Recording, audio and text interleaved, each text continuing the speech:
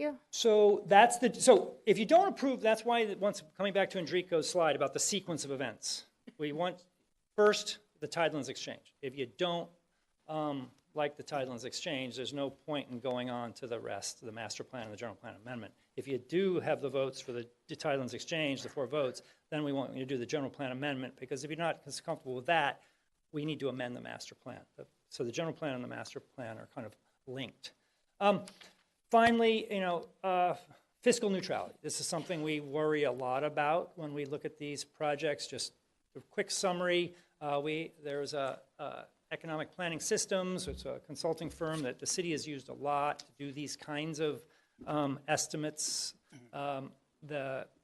We had the applicant hire them to do an assessment depending on how many of the units are rental, how many units are for sale. The estimates vary, but basically what that report says is we're somewhere between $855,000 to $1 million in net revenue to the general fund. That's after you take out the costs of police services, fire services to serve this site. So, these are estimates, they're projections, but it's a healthy net increase to the general fund. Obviously, we talked about the Clement Avenue extension costs. That's probably, at minimum, we think it's around $1.5 million of funds for that. The down payment assistance program we discussed at $1 million. This is the mayor's question. We have 7 acres of open space built for us and maintained for us in perpetuity by the project. This kind of stuff, because it's a negotiation, we were able to negotiate through the Tidelands Exchange up to the 7 acres and the 18 acres of Tidelands.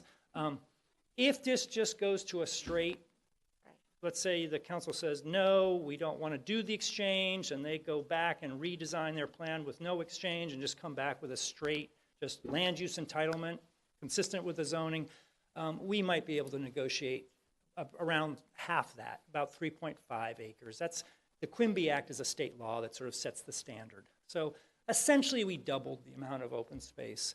So can that be clarified in here for those of us that don't know what Quimby Act means? Yeah, this is really a report for the public. Yeah, no, the Quimby Act basically is a state law that sort of sets a ratio for what is reasonable for cities to mandate for public open space on a development project. It's a ratio, basically, between the estimated number of residents you're adding to a city and the amount of open space that would be appropriate to require a developer to build for the city.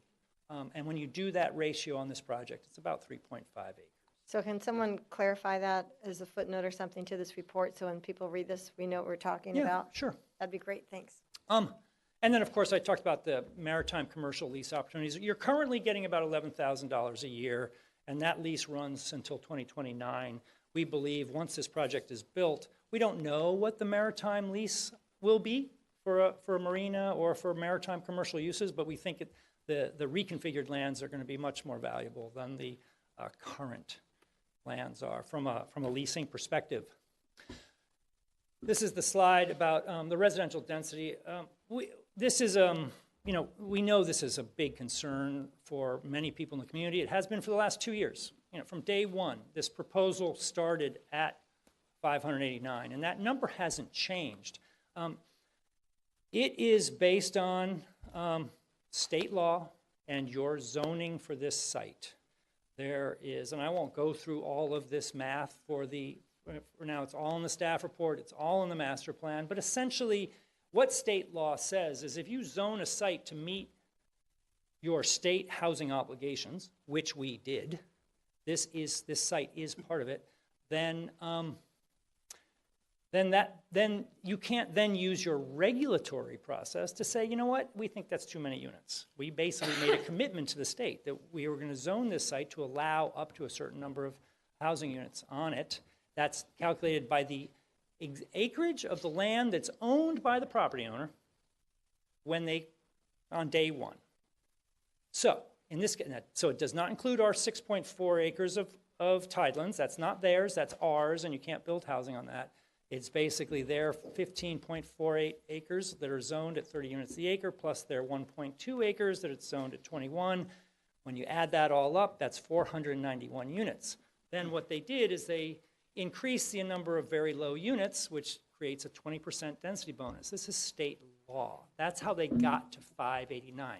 Two important points. One, so whether you do the exchange or not, does not affect the number of housing units that they can build on this site.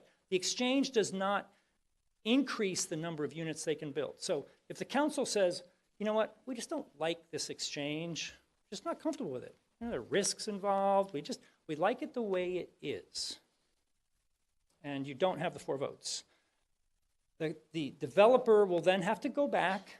We'll end this hearing, then I'll go home. They will then have to go back and redesign their master plan. And it will look different, there's no question. There will be tidelands right smack in the middle, and they'll have to build their project around it. And we went through some of these things to figure out the unit count. But when they come back, it's going to be 589 units. That's the only thing we can say with great certainty about what will happen if they have to come back. We know the number of housing units. Okay, I want to clarify, because I asked earlier, it has the mixed-use component, doesn't it? I'm not talking about the amount of commercial, I'm talking about the amount of residential. So